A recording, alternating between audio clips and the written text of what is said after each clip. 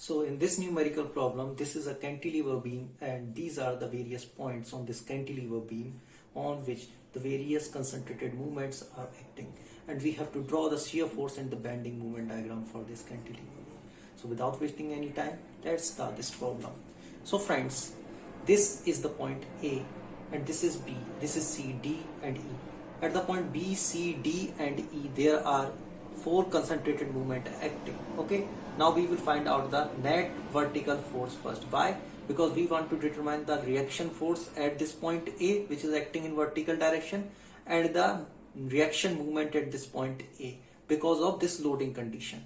Okay, so F net, that is the net force which is acting external to this cantilever beam, that is any load which is acting on this cantilever beam. If you can see this, there is no load on this cantilever beam which is acting in vertically upward direction or vertically downward direction though. So that's why net force is 0 on this cantilever beam.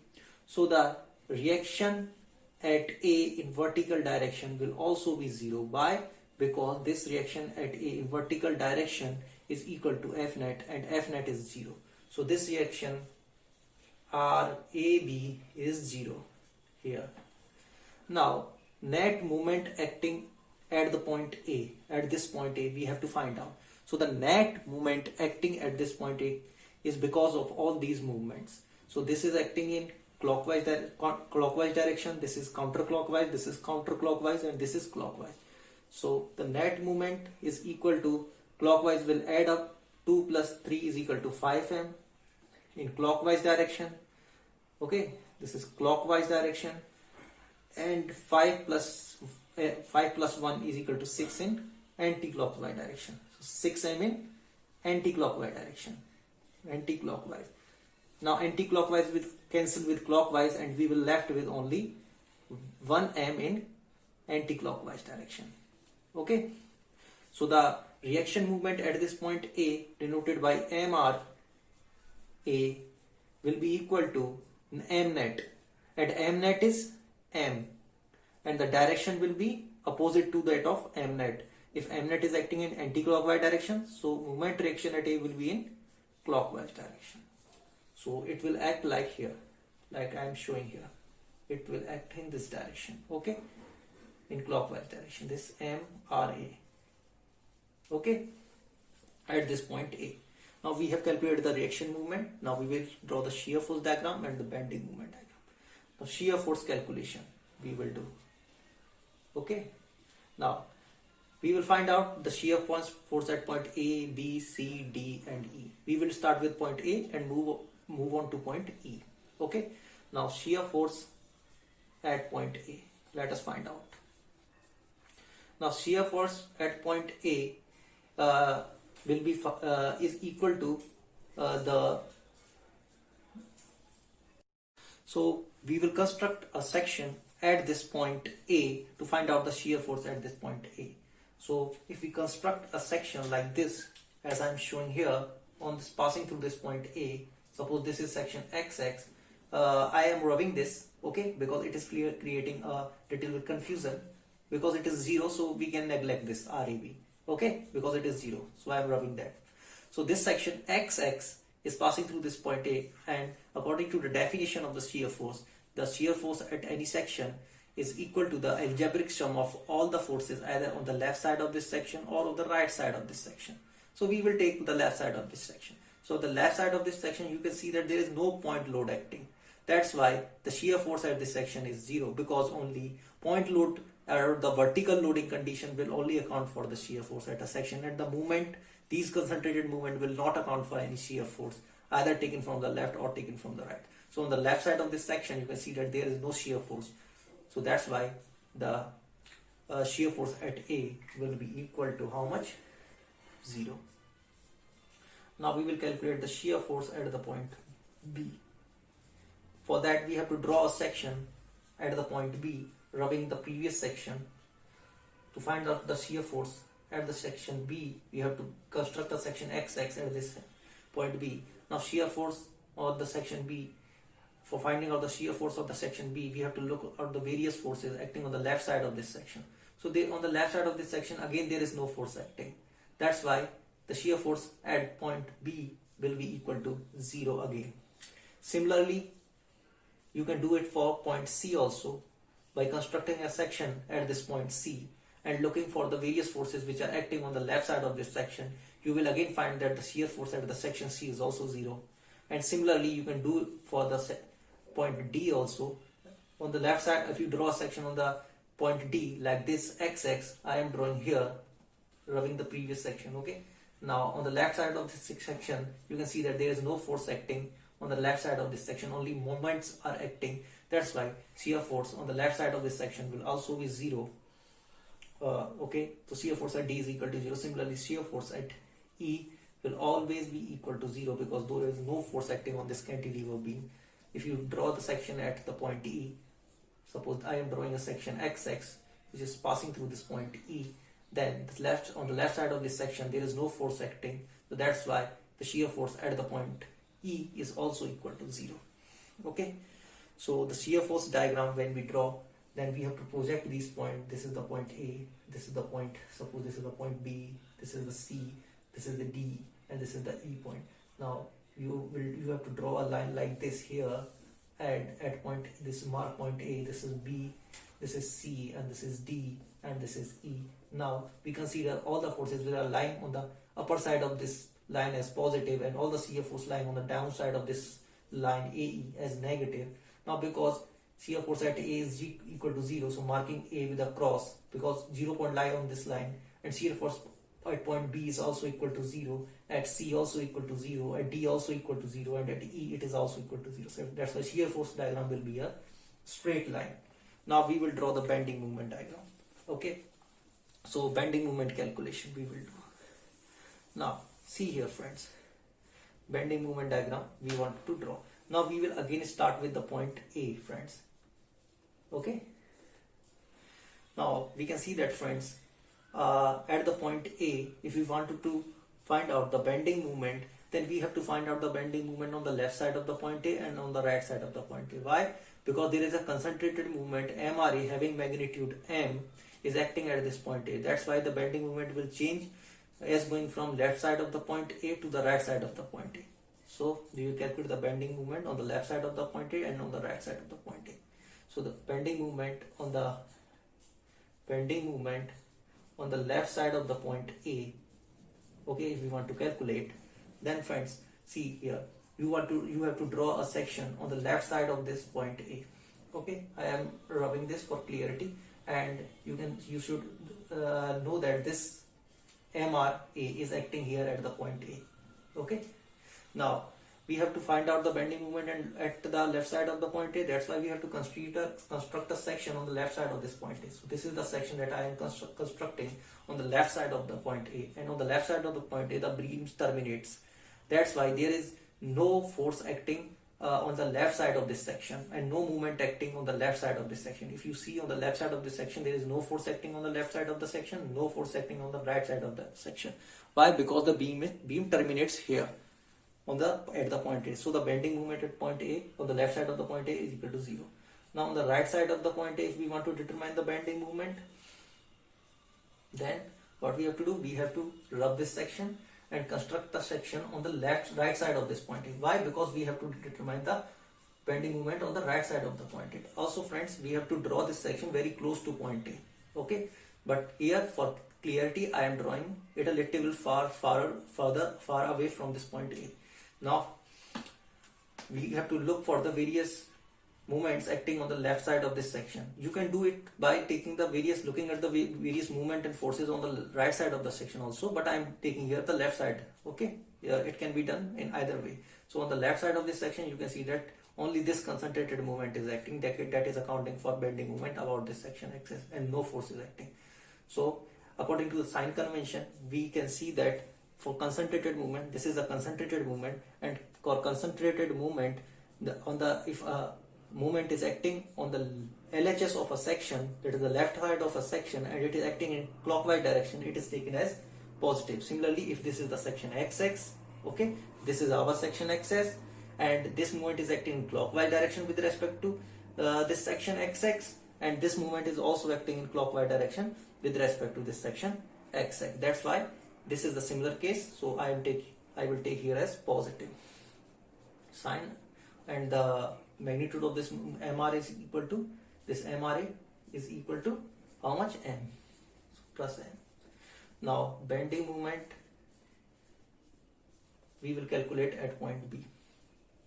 So we will calculate on the left side of the point B and on the right side of the point B the bending moment. Why? Because a concentrated movement is acting at point B. That's why the bending moment will change from going from left side to right side. That's why we will calculate on the left side and the right side of this point B the bending moment. So the bending moment on the left side of the point B, if we want to calculate, so we have to rub this previous section and draw a section on the left side of this point B. Suppose I am drawing a section here on the left side of this point B. This is the section XX. Now you can see that on the left side of this section only this concentrated movement is acting, and according to our sign convention it is giving a positive concentrated movement, positive bending moment about this section XX. Why? Because it is acting in clockwise direction with respect to this section XX. Similar is the case in it is acting in clockwise direction with respect to section XX, and it is lying in LHS of this section. That's why I will take it as positive. So it will give us plus M bending moment. And when you are going to find out the bending moment on the right side of the point B, then you have to construct a section on the right side of this point B. So on the right side of this point B, if you are constructing a section, okay, this XX, then looking on the left side of this section, you can find that there are two movement acting. First one is this and second one is this. This one is acting in clockwise direction and this is acting in anti-clockwise. This is also acting in clockwise direction.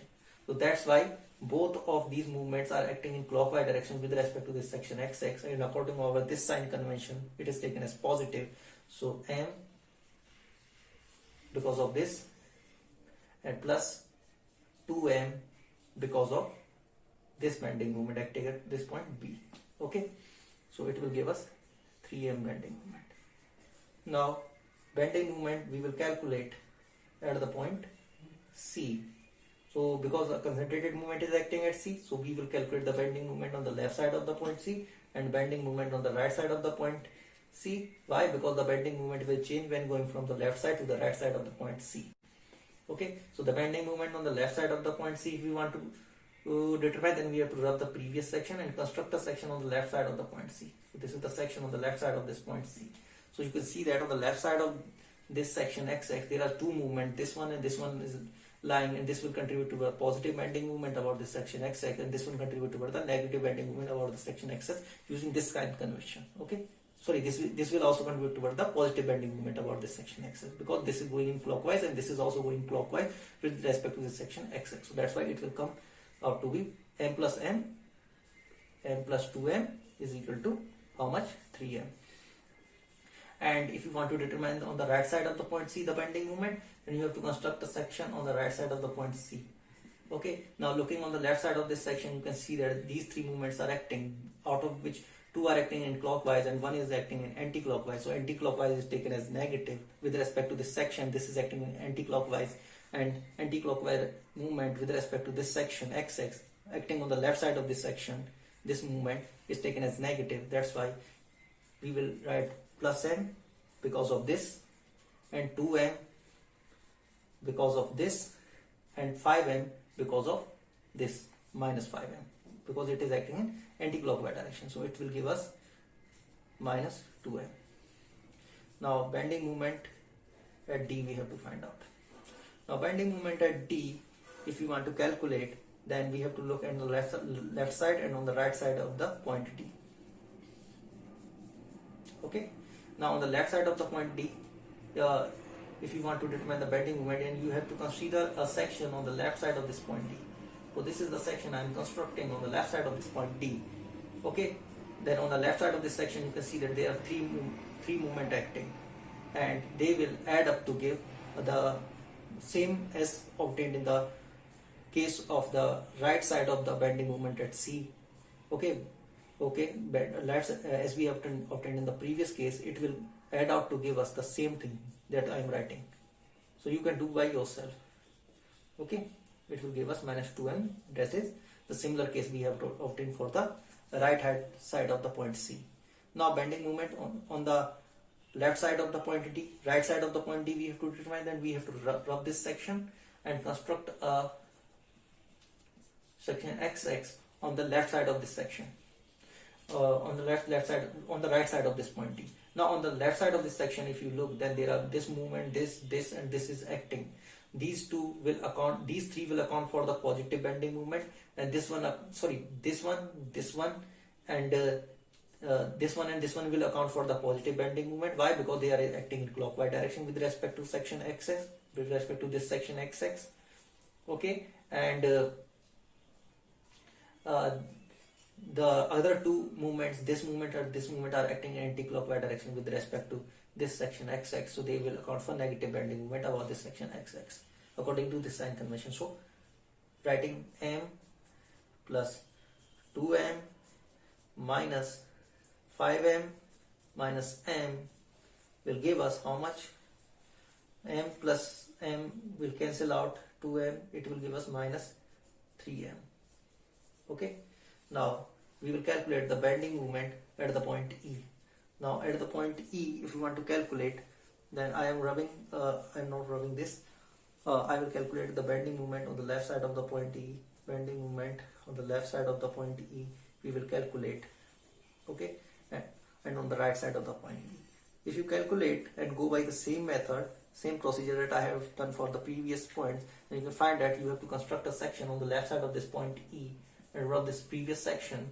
Then you can see that with the left side of this section, if you look, this movement, this is acting, and it will give us minus 3m as we have obtained in the case of bending movement on the right side of the point D, and it will come out to be minus 3m as using this the same calculation that we have done in this case, for this case. Okay, and the bending movement on the right side of this point E, if you want to determine, then we have to construct a section on the right side of this point E, and you can see that all these movements are acting on the left side of this section. That's why these all will algebraically add up, and this is going in clockwise, anti-clockwise direction. So this will give us m plus m. This will give us also plus 2m. This will give, three will add up to give max 5m. This plus this plus this will be equal to 9m, minus 9m. These three will add up to give minus 9m. So minus 9 I'm writing because they are acting in anti-clockwise direction with respect to this section XX. So it will give us how much? Minus 9m. This is acting in clockwise direction. This was acting in clockwise direction actually. So this will give us m 2m minus 5m minus m, minus 5m because of this, minus m because of this. This is acting in a clockwise direction, so it will give us 3m plus 3m. So it will give us 0. Okay, so it will give us 0. So the bending moment diagram, if we want to draw, then we have to project these points further. This was of a shear force diagram, and now I will draw the bending moment diagram. So the bending moment diagram, this is the point A, this is the point B, this is the point C, and this is the point D, and this is the point E. Now bending moment at A is 0. Bending moment at B, at the right side of the A, is plus m, going here in the upward direction, plus m, and bending moment at B is equal to plus m, and on the right side of the B it is plus 3m. Okay, so actually we have to change the scale. Actually a little bit problem here. I will go here. Okay, now see, this is the A, B, C, D and E. Now bending moment at point A is 0. Bending moment at the right side of the A is m, here plus m, and the bending moment on the left side of the point B is m, making cross here at the above the point B, and the bending moment on the right side of the B is 3m, so it is increasing in upward direction to 3m, and the bending moment on the bending moment on the left side of the point C is how much? 3m. So on C it is 3m, and the bending moment on the right side of the C is minus 2m, so going in negative direction here. Okay, minus 2m, and the bending moment on the D, left side of D, is 2m, minus 2m, and on the right side of the D is minus 3m, again going downward, and bending moment on the left side of the point E is minus 3m, and it's again going to 0 on the right side of the point E. So this was our first point, joining this point first to second, second to third, third to fourth, fourth to fifth, fifth to sixth point, sixth to seventh, seventh to eighth, eighth to ninth, ninth to 10th, 10th. This is the bending moment diagram. Okay, this is the shear force diagram is 0 between point A, B, C, D and E. The shear force is 0 at every point. That's why from A to B it is the bending moment diagram is straight line. From B to C it is a straight line. From this point C to D it is a straight line, and from point D to E it is a straight line in the bending moment diagram. So this was all for today's topic, and thank you friends for watching the video, and subscribe my channel for the upcoming videos.